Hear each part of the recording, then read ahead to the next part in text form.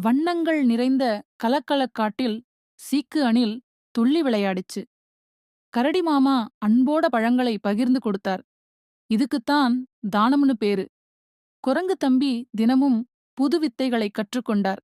இதுக்குத்தான் தவம்னு பேரு. இந்த காடு ரொம்ப சந்தோஷமா இருந்துச்சு. ஆனா ஒரு நாள் வானம் மனசே வைக்கல. சூரியன் மட்டும் சுட்டெரிச்சான். ஒரு மழைத்துளி கூட விழவே இல்ல. காடு கொஞ்சம் கொஞ்சமா வாடி வறண்டு போச்சு. பழங்கள் இல்ல. கரடி மாமாவால் கொடுக்க முடியல. சக்தி இல்ல. குரங்கு தம்பியால் கத்துக்க முடியல. காட்டுக்கே ஒரு பெரிய சோகம் வந்துடுச்சு.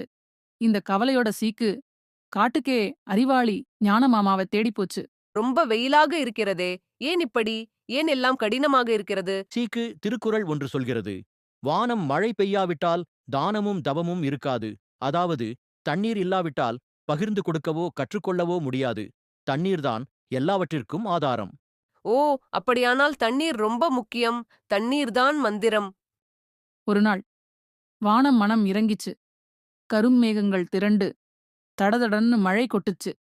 காய்ஞ்சு போன காடு உயிர் பெற்று மறுபடியும் பசுமையா மாறிச்சு. கலகலக்காடு ஒரு பெரிய பாடத்தை கற்றுக்கொண்டது.